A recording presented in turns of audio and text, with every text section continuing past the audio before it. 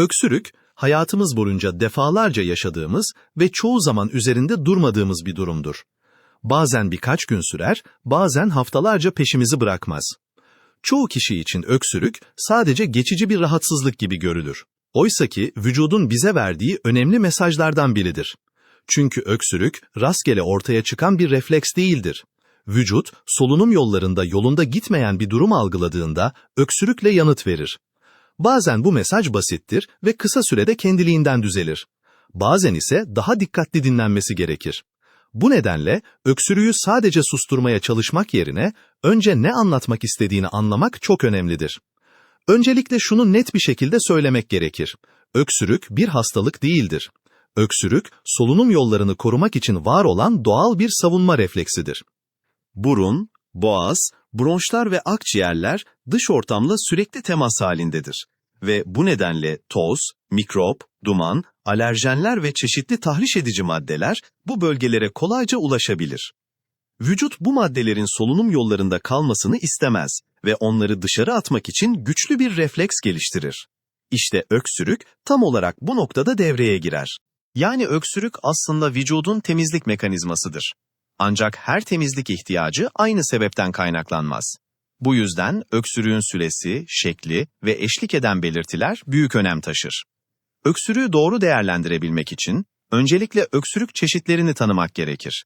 Çünkü her öksürük aynı anlama gelmez ve her öksürüğe aynı şekilde yaklaşılmaz. En sık karşılaşılan öksürük türlerinden biri kuru öksürüktür.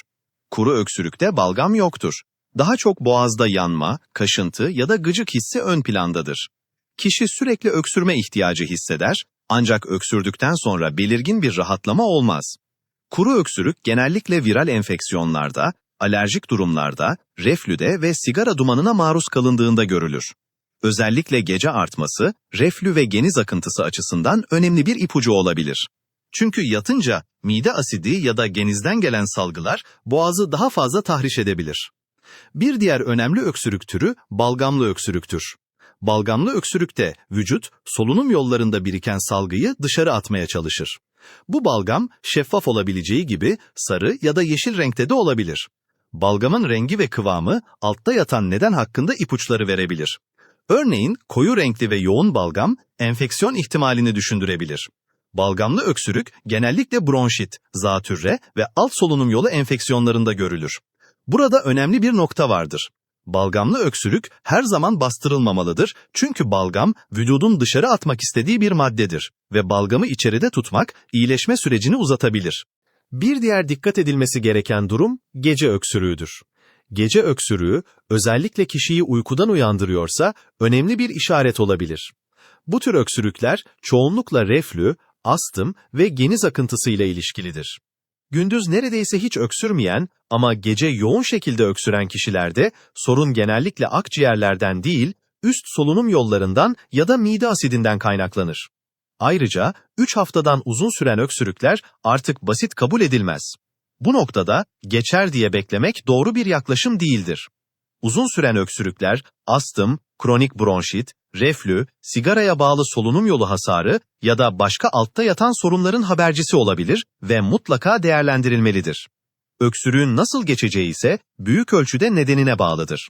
Burada yapılan en büyük hata her öksürüğü aynı yöntemle geçirmeye çalışmaktır. Oysa bazı temel destekler çoğu öksürükte fayda sağlayabilir.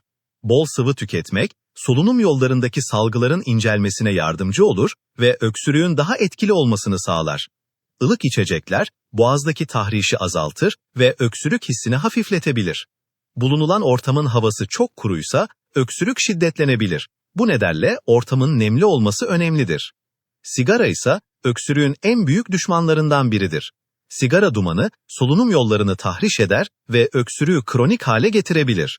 Uzun süreli ve şiddetli öksürük sadece rahatsızlık vermez, aynı zamanda vücuda zarar da verebilir. Göğüs kaslarında ağrı, boğaz tahrişi, ses kısıklığı ve uykusuzluk bunların başında gelir. Özellikle gece öksürüğü uyku kalitesini bozarak gündüz halsizlik, yorgunluk ve dikkat dağınıklığına neden olabilir. Yaşlı bireylerde ve kemik yapısı zayıf olan kişilerde şiddetli öksürük nadiren de olsa kaburga zorlanmalarına yol açabilir. Öksürüğe destek olabilecek bazı yöntemler vardır. Bal özellikle kuru öksürükte boğazı yumuşatıcı etki gösterebilir ancak 1 yaş altındaki çocuklara bal verilmemelidir. Ihlamur ve ada çayı gibi bitki çayları ılık tüketildiğinde boğazı rahatlatabilir. Tuzlu suyla gargara boğazdaki tahrişi azaltmaya yardımcı olur. Buhar uygulaması solunum yollarını nemlendirerek öksürüğü hafifletebilir. Reflüye bağlı öksürükte ise yatarken başın hafif yükseltilmesi oldukça etkili bir yöntemdir. Öksürüğe iyi gelmeyen durumlar da en az iyi gelenler kadar önemlidir. Gereksiz antibiyotik kullanımı bunların başında gelir. Çünkü öksürüklerin büyük bir kısmı viraldir ve antibiyotikler virüslere karşı etkili değildir. Soğuk içecekler boğazdaki tahrişi artırabilir. Sigara ve nargile öksürüğü daha da kronik hale getirir. En sık yapılan hatalardan biri de öksürüğü hafife almak ve haftalarca beklemektir. Eğer öksürük 3 haftadan uzun sürüyorsa, kanlı balgam varsa, nefes darlığı eşlik ediyorsa ya da yüksek ateş görülüyorsa mutlaka bir sağlık profesyoneline başvurulmalıdır. Çünkü erken fark edilen sorunlar çok daha kolay kontrol altına alınır. Öksürük çoğu zaman basit başlar ama bazen vücudun sessiz bir alarmıdır. Önemli olan onu susturmak değil, ne anlatmak istediğini anlamaktır.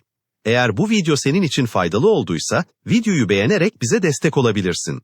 Bilimsel, anlaşılır ve güvenilir sağlık içerikleri için Doktor Sağlık Rehberi kanalına abone olmayı unutma. Sağlıkla kal.